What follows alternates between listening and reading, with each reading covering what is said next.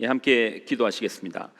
하나님, 이 시간 가운데 임하여 주옵소서. 전능의 왕이시여 우리의 마음 가운데 임하여 주옵소서. 영광을 드립니다. 예수님의 이름으로 간절하게 기도 드리옵나이다. 아멘.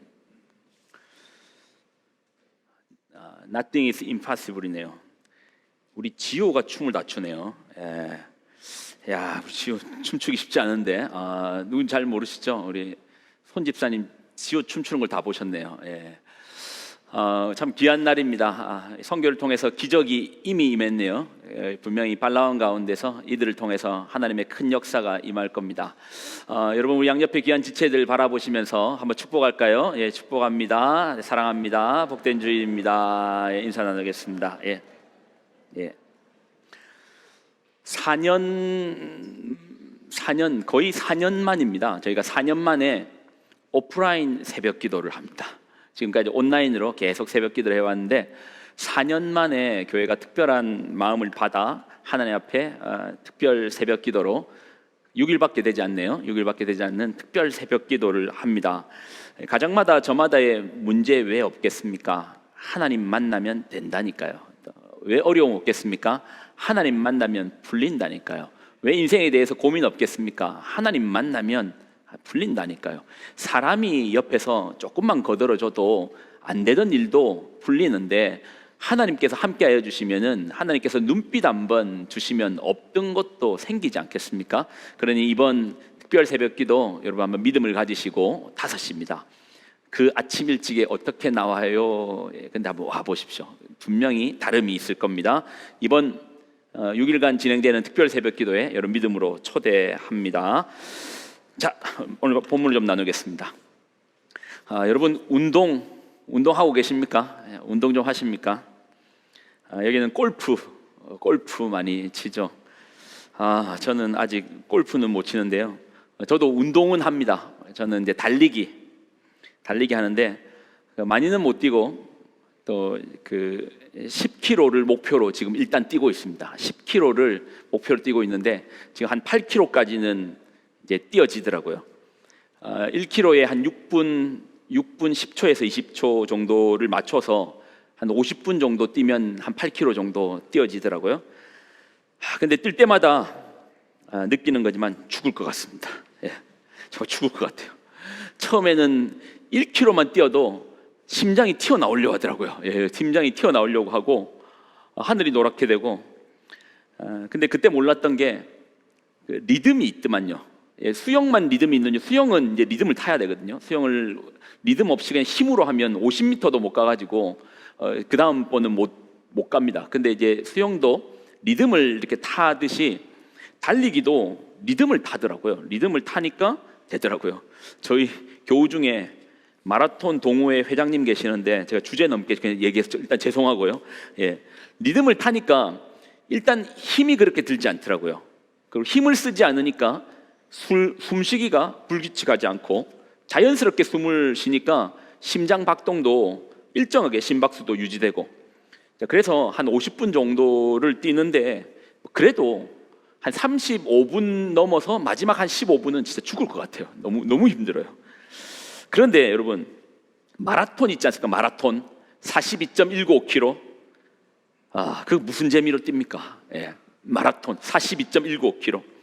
50분 뛰는 것도 힘들어 죽을 것 같은데 이거 뭐 5시간, 6시간을 죽자 살자 뛰기만 하는 거잖아요. 그것도 5시간, 6시간을요. 여러분, 만약에 5시간짜리 영화 보라고 하면 팝콘 없이 볼 자신 있습니까? 5시간 영화도 못 보는데, 아니 그 재미없고 죽을 것 같은 달리기를 5, 6시간을 뛰라니까 이게 뭐 보통 일이 아니라니까요. 그래서 제가 언제 이제 영상을 보는데 그런 그 마라톤 뛰는 사람들은 진짜 무릎 수술하면서도 마라톤을 계속 하시거든요. 그러고 보면 뭔가 그들이 느끼는 특별한 재미가 있겠지 하고 영상을 한번 찾아봤는데 영상에 그런 얘기가 나오더라고요. 아니 마라톤 어떻게 그렇게 5시간, 6시간씩 뛰냐고, 무슨 재미로 뛰냐고. 그런데 뭐라고 대답하는 줄 압니까? 4점이 있답니다. 데드 포인트, 죽을 것 같은 지점. 사람이 뛰다 보면 진짜 나 이제 죽겠다 싶을 정도의 어떤 사점이 온대요. 사점. 근데 이 사점을 통과하고 나면 마치 이제 카타르시스 같은 뭔가 희열이 막 차오른답니다.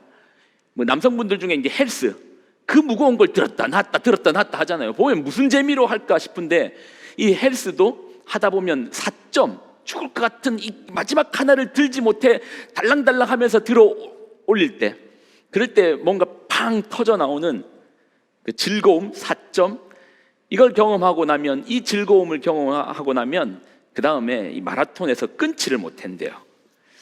자, 제가 왜 이 얘기를 하냐면 성경도 마찬가지입니다. 성경도 42.195km. 예, 여러분 어떠신가요? 성경 읽기 쉬우신가요?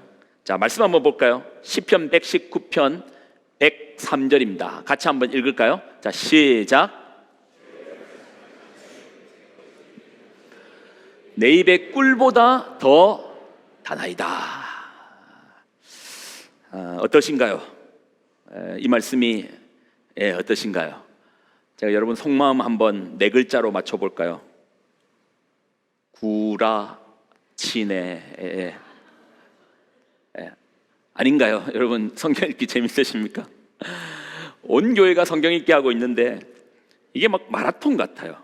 그러다 보니 이미 레위기의 홍해 바다에 빠진 사람들도 들어 있죠. 근데 성경 무슨 재미로 읽습니까? 저한테도 물어봅니다. 목사님, 성경 무슨 재미로 읽습니까? 재미없죠. 성경 재미가 없죠. 재미가 없는데 또 재미가 있습니다. 재미는 없는데 또 재미가 있어요. 이게 꼭 마라톤 같다니까요. 성경에서 어떤 지점과 어떤 지점이 연결되기도 하고, 또 그간 풀지 못했던 어떤 미스테리한 고민들이 풀려나기도 하고, 또 어떨 때는 마치 아주 깊이 있었던 것들이 터져 나오기도 하고, 또 어떨 때는 파다 보니 그 안에 보석들이 있는, 보물들이 있는, 숨겨진 보물들이 있는 그 지점을 발견할 때도 있고, 이제 그럴 때 이게 마치 이제 4점을 통과하는 마라토너 같이 즐거움이 터져 나오는 거예요. 여러분, 그 맛을 보면 다른 책에서 그 정도의 깊이를 얻을 수 없습니다. 저도 여러분 못지않게 책을 그래도 좀 읽는 편에 있는데, 다른 책을 읽어도 성경에서 발견되어지고 있는 그 깊이 있는 그 맛은 이 성경보다 더 뛰어난 것은 맛보지 못했습니다. 근데 오늘 왜 제가 이런 얘기들을 미리 많이 까냐 하면, 오늘 내용이 조금 어렵습니다.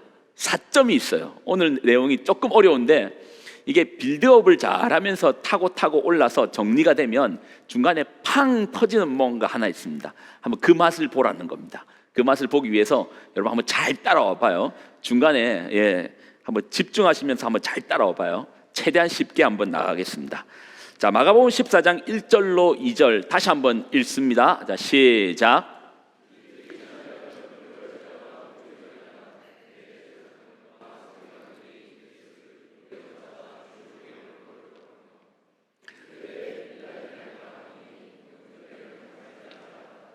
이틀이 지나면 유월절과 무교절이라.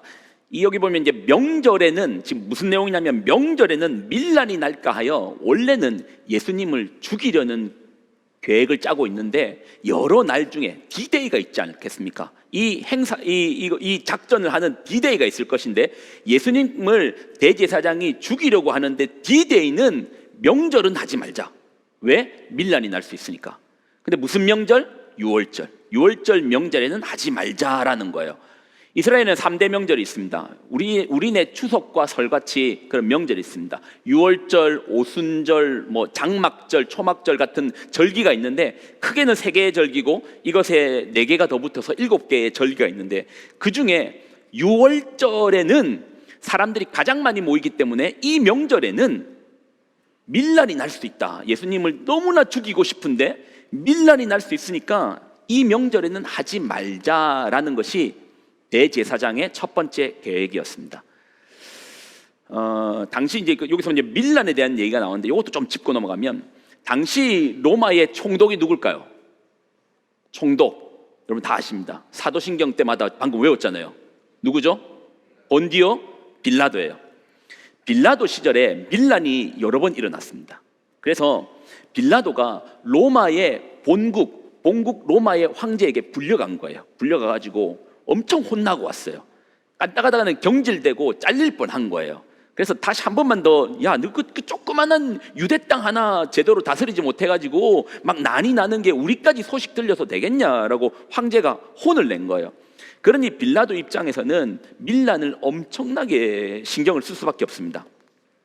근데 대제사장이 오늘 본문에 보면 밀란이 날까 두려워서 명절엔 하지 말자라는 게 첫 번째 계획이었어요. 왜 그러냐면 대제사장은 빌라도의 눈치를 안 볼래야 안 볼 수 없는 사이입니다. 왜냐하면 원래 대제사장은 혈통적으로 아론의 장자가 맞이하는데, 그런데 로마가 어느 순간부터는 이 대제사장의 직을 로마의 총독이 임명제로 바뀐 거예요.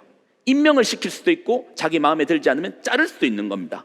그러니 대제사장에게 잘 보여야 되는 빌라도에게 잘 보여야 되는 대제사장 역시도 밀란에 대해서는 민감할 수밖에 없는 거예요.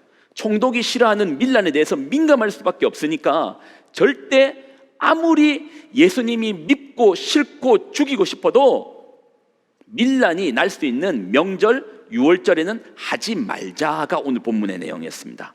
자, 그런데 이런 그들에게 상상하지 못하는 변수가 하나 생기는데, 그 변수가 바로 이것입니다. 자, 마가복음 14장 10절로 11절입니다. 마가복음 14장 변수가 하나 생겼습니다. 명절에는 거사를 치르지 말자 하더니 변수가 생겼습니다. 자, 14장 10절 11절 시작.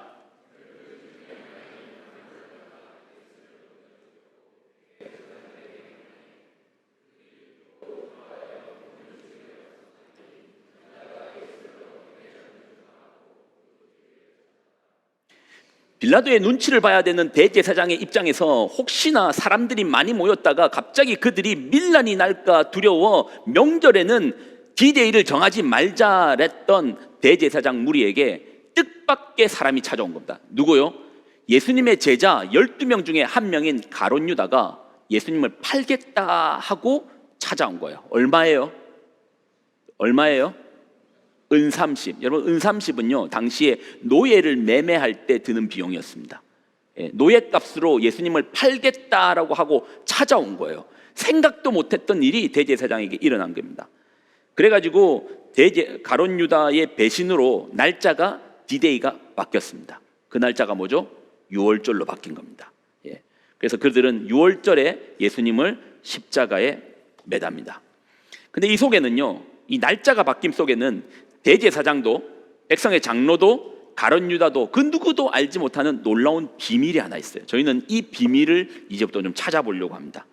이 비밀을 알려면은 유월절을 알아야 됩니다. 유월절이 뭔지를 알아야지 이 유월절에 예수님께서 잡히신 것이 가지고 있는 그 기품의 의미가 발견되는 거예요.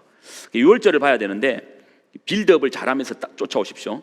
자, 유월절은 어떤 절기인가? 자, 영어로 하면 조금 더 이해가 쉽습니다. 패스오버인 거예요. 패스오버인 거예요. 넘어간다는 거예요. 뛰어넘다, 유월한다, 유월절, 패스오버인 거예요. 자, 영상 한번 보겠습니다. 이 불도 한번 꺼주시고요. 소리 조금 더 키워도 됩니다. And with its blood, mark the lintel and posts of every door. For tonight, I shall pass through the land of Egypt and smite all the firstborn. 문에다가 피를 바르는 게 봤죠? But when I see the blood upon your door, I will pass over you, and the plague shall not enter.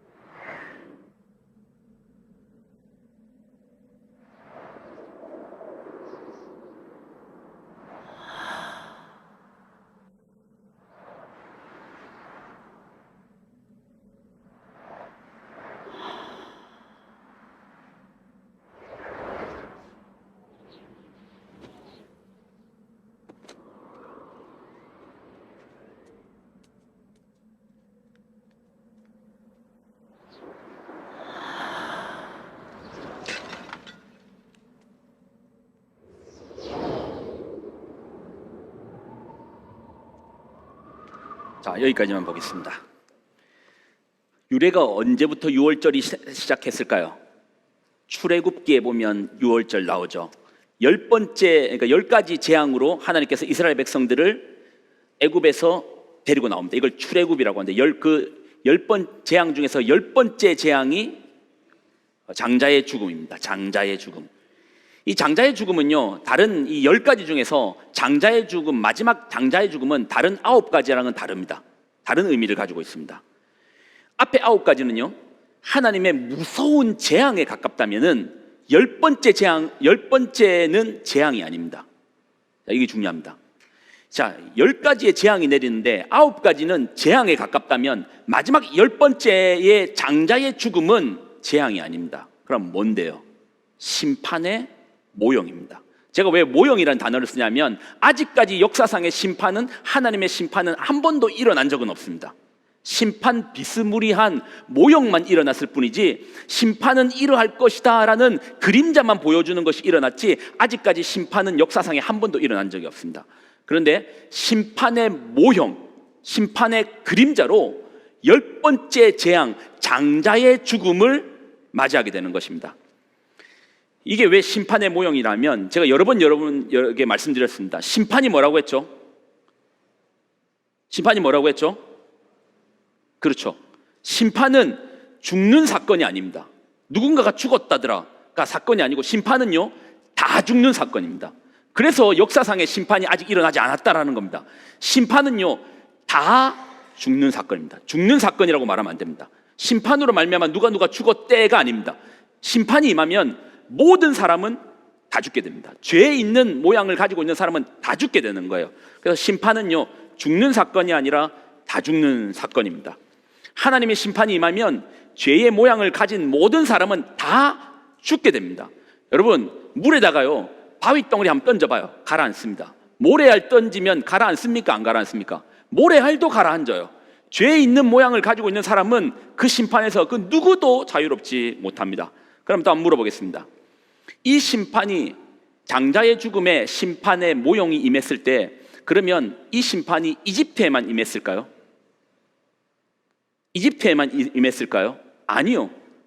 이집트에도 임하고 이스라엘에도 임하고 다 임합니다. 그 지역의 전체가 다 임합니다. 그런데 하나님은, 그러니 이스라엘 사람들도 죄에 있는 모양이기 때문에 다 죽게 생긴 거예요. 그래서 하나님께서 심판에서 살 길을 주셨습니다. 그게 바로 양의 피를 문에다가 바르는 거예요. 이게 바로 패스오버인 거예요. 유월절인 거예요. 예. 왜 피를 문에다가 바릅니까? 여기에다가 피를 바르는 거예요. 왜 바릅니까? 왜 하필 피냐고 하면, 피는요, 의미가 있습니다. 성경에 피는 의미가 있습니다. 피의 의미는 생명입니다.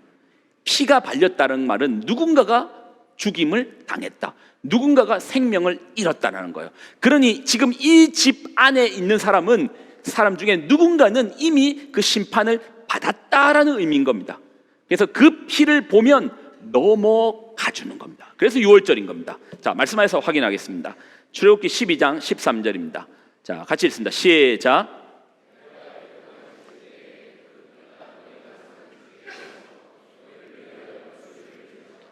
내가 피를 볼 때에 너희를 넘어가리니 재앙이 너희에게 내리지. 피가 발린 집에는 이미 누군가가 대신 죽었다라고 해서 그 심판이 대신 누군가가 죽었기 때문에 넘어가는 겁니다. 그래서 누군가가 대신 벌을 받았다고 해서 이것을 대속의 피라고 합니다. 대속, 대신할 대, 속할 속, 누군가가 대신 피를 흘린 겁니다. 이건 그들이 이스라엘 사람이기 때문에 살아난 게 아닙니다. 그 피가 발린 집 안에 있기 때문인 겁니다.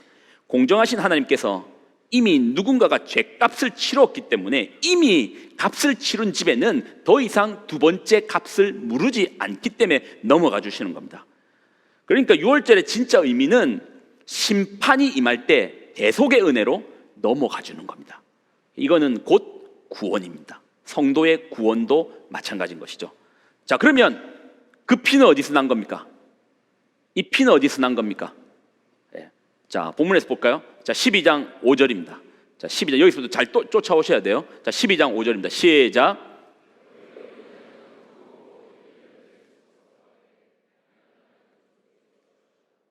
자, 잠깐만요. 어린 양은 이 양의 피인데요. 어린 양을 구하는데 흠없고 일련된 수컷의 어린 양을 취하는 거예요. 그 피예요. 자, 그런데 자 보십시오. 6절. 자, 6절 읽습니다. 자, 6절. 자, 시작. 이달 열나흘까지 간직하였다가 해질 때 이스라엘 회중이 그 양을 잡고, 양을 아무 때나 죽이는 거 아니에요. 6월절 양 잡는 그날에만 죽여야 돼요. 그리고 여기서 여러분 기억하셔야 됩니다. 요거 하나는 기억하십시오.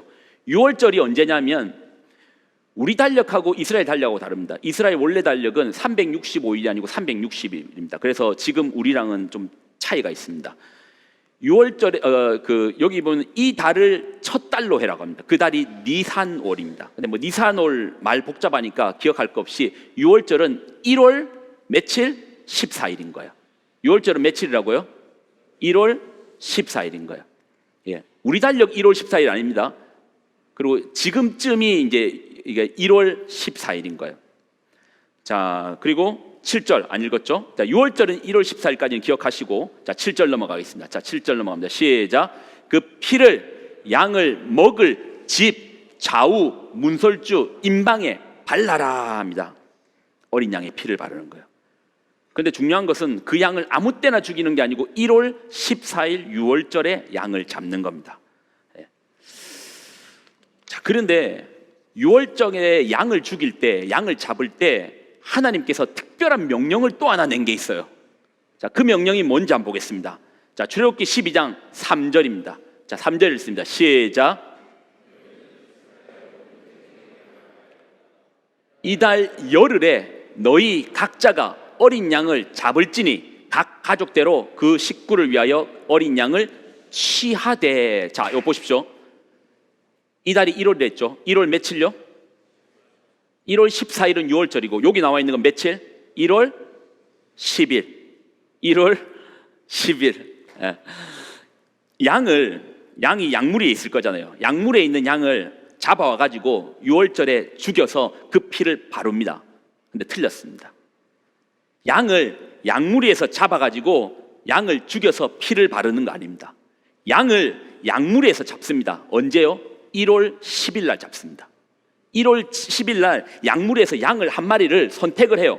누가 제일 깨끗하나, 누가 제일 흠이 없나, 그리고 이걸 갖고 와가지고 집 안으로 1월 10일 날 집 안으로 들립니다. 그리고 1월 10일부터 10일, 6월절이 있는 14일까지 11일, 12일, 13일, 14일 5일간 이 양을 집 안에서 계속 확인합니다. 뭘 확인할까요? 무엇을 확인할까요? 흠이 있는지 없는지를 확인해야 돼요. 흠이 있는지 없는지를 확인해야 돼요. 그런데 중간에 양을 보니까 다리 밑에 보니까 다친 자국이 있어? 그러면 약물에 다시 갖다 놓고 흠 없는 양을 새로 가지고 와서 또 확인하는 겁니다. 이 과정이 1월 10일부터 10일, 11일, 12일, 13일, 14일, 6월절까지 이 5일간 계속 지속되는 겁니다. 그리고 14일이 되면 양을 죽여요. 죽이고 그 피를 문에 바르는 겁니다.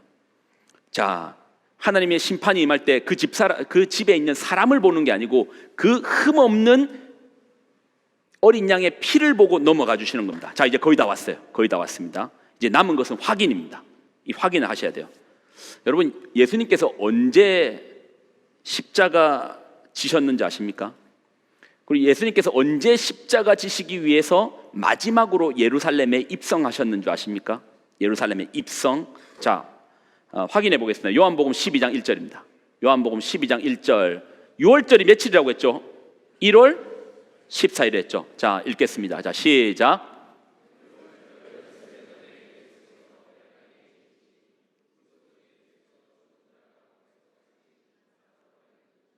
(6월절) 엿새 전. 6월절이 1월 14일이니까 14, 13, 12, 11, 19. 1월 9일 날 예수님은 어디에 도착? 지도 보겠습니다. 이 빨간 줄로 쳐진 베단이라고 보이나요? 벳, 집, 아니, 가난한 사람들이 모이는 사람들. 예루살렘이라는 성전 근처에서 비거하기 합당하지 않은 그런 그 문둥병자들이 주로 모여 살던 베다니에 예수님은 1월 9일에 도착하십니다. 1월 9일에 베다니에 계셨어요. 자, 그러면 예수님께서 예루살렘에 언제 들어가는지 확인해 보겠습니다. 1월 9일에 베다니에 도착하셨고, 자, 성경 요한복음 12장 12절입니다. 자, 읽습니다. 시작.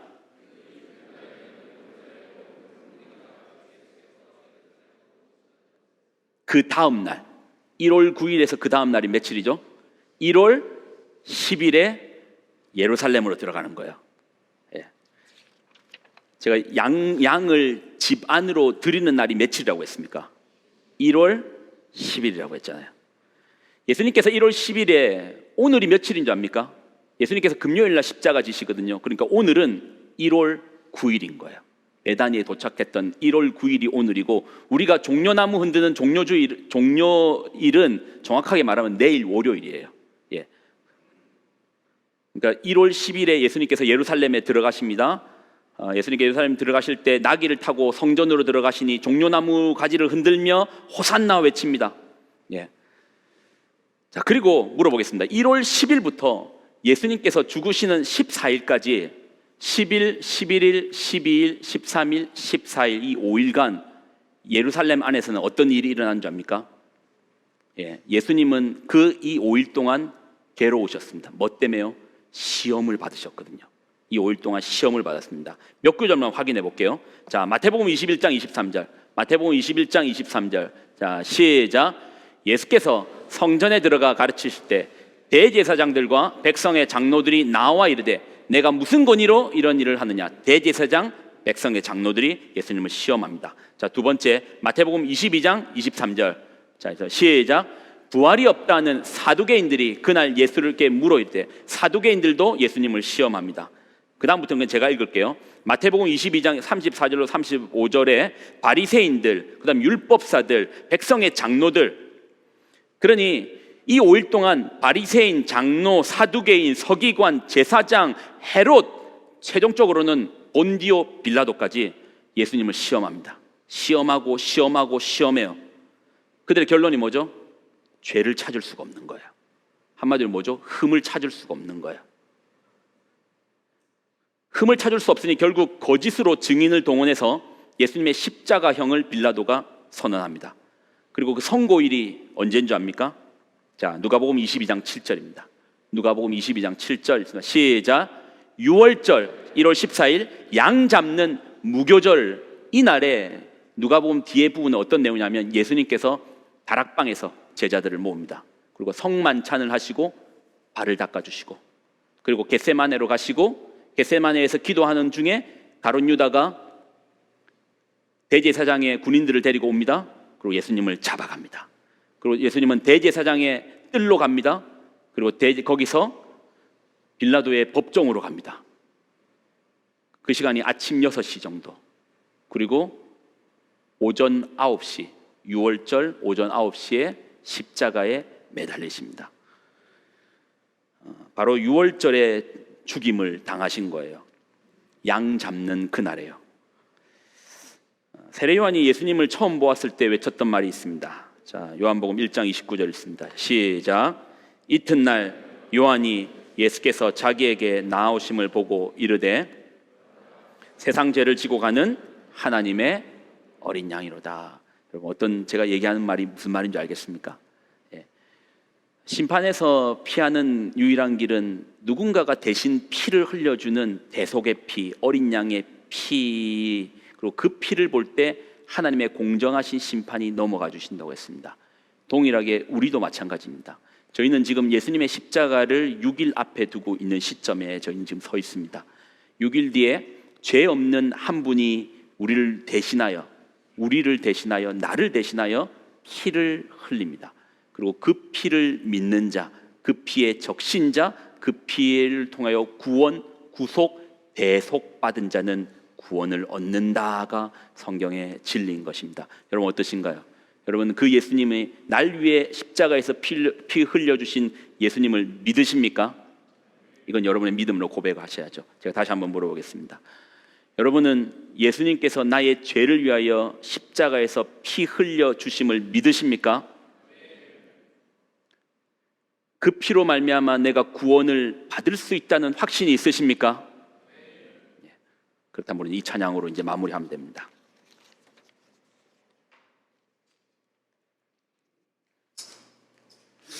갈보리 산 위에 십자가가 섰습니다. 그 십자가의 능력으로, 그 보혈의 능력으로 우리는 구원을 받습니다. 이 믿음의 고백으로서 나아갑시다.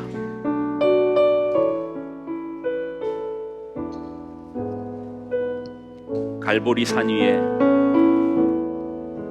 갈보리 산 위에 십자가 섰으니 주가 고난을 당한 표라. 험한 십자가를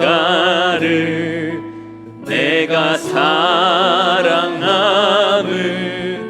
주가 보혈을 흘림일세. 최후 승리를 얻기까지, 최후 승리를 얻기까지 나를 구원하신 주님의 십자가를 사랑하리라.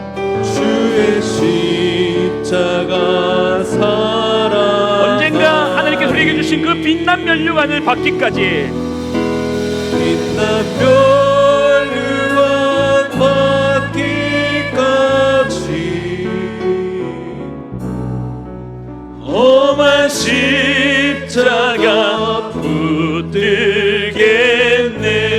멸시함을 받은 주의 십자가에, 멸시함을 받은 주의 십자가에 나의 마음이 끌리도다.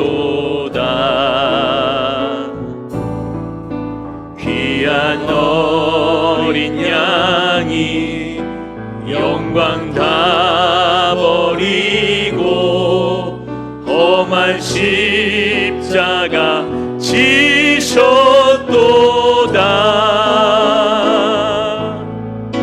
최후 승리를 얻기까지 주의 십자가 사랑하리.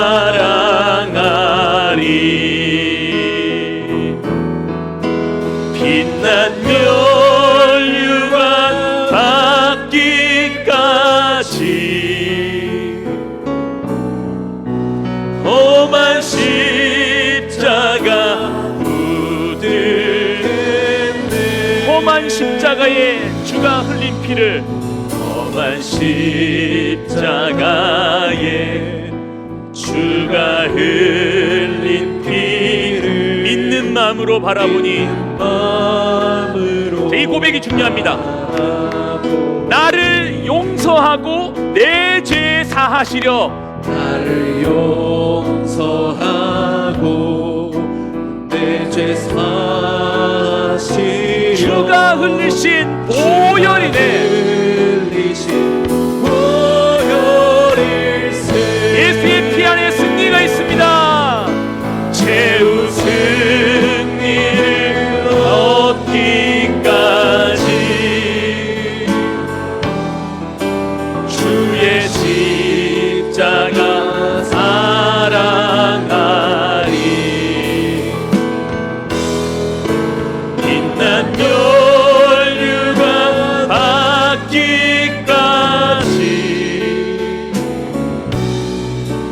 험한 십자가 붙들 최후 승리를 얻기까지, 최후 승리를 얻기까지 주의 십자가 사랑하리.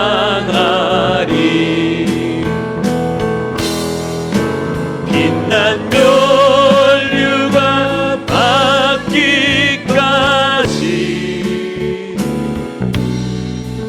험한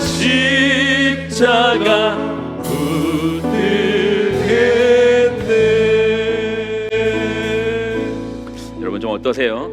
말씀이 조금 오늘 어려웠죠? 근데 꼭 붙들어야 됩니다. 우리가 믿는 신앙은 우리가 교회도 열심히 나오고 때로는 헌금도 하고 또 봉사도 하고 뭔가 열심히 신앙생활을 해서 언젠가 주님께서 우리를 보고 야, 너 참 열심히 살더라, 열심히 교회 다니더라, 이제 그렇게 해서 받는 구원이 아닌 거예요. 만약에 그렇게 받는 구원이라면 저는 이렇게 말하면 안 되죠. 여러분, 볼 때마다 좀 더 열심히 하세요, 좀 더 열심히 하세요, 좀 더 열심히 하세요. 그 열심만을 강조할 겁니다. 우리의 구원은 그렇지 않더라는 거예요. 성경에 기록되어 있는 이 분명한 진리의 사실은 변한 적이 없어요. 하나님께서 우리를 구원하시는 그 길은 바뀐 적이 없습니다. 대속의 피를 흘려야 됩니다. 죄는 누군가가 생명을 잃어야 됩니다. 죄는 반드시 값이 있습니다. 하나님께서 심판의 때에 아직까지 역사상에 한 번도 일어난 적 없지만 언젠가 심판이 올 때 그 값을 물으실 거예요. 그 값은, 죄의 값은 생명으로 갚아야 되는 거예요. 죽어야죠. 그런데 사랑하는 자녀들이 죽는 것을 하나님께서 어떻게 지켜보겠어요? 그래서 당신의 아들 독생자를 대신 그 값을 치름으로 우리의 죄를 넘어가 주시는 거예요. 우리는 그 신앙으로 지금 신앙생활을, 이 교회를 나오는 겁니다. 종교생활이 아닌 거예요. 이번에 발라완에 가는 우리 청년 지체들에게도 동일하게 합니다. 봉사활동 하고 오셔야죠. 아이들도 섬기고 와야죠. 선교사님들도 간 김에 섬겨주시고 발라완 지역도 섬기고 와야죠. 그렇지만 그 속에 복음이 있어야 됩니다. 우리의 차별점은 십자가인 거예요. 대속의 피인 거예요. 이 진리의 믿음인 거예요. 이 예수님을 믿는 믿음으로 나는 구원받았다. 예수님께서 날 위해, 내 죄 위에 십자가에서 피 흘려주심을 믿는 그 믿음으로 우리는 구원을 받는 거예요. 여러분, 그 피의 능력을 믿습니까? 험한 십자가에 주가 흘린 피를 믿는 마음으로 바라보니, 정말 이 믿음으로 고백합시다. 나를 용서하고 내 죄 사시려 주가 흘리신 보혈일세 최후 승리를 얻기까지 주의 십자가 사랑하리.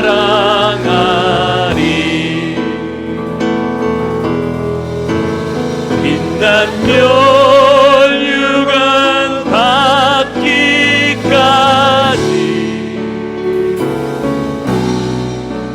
험한 십자가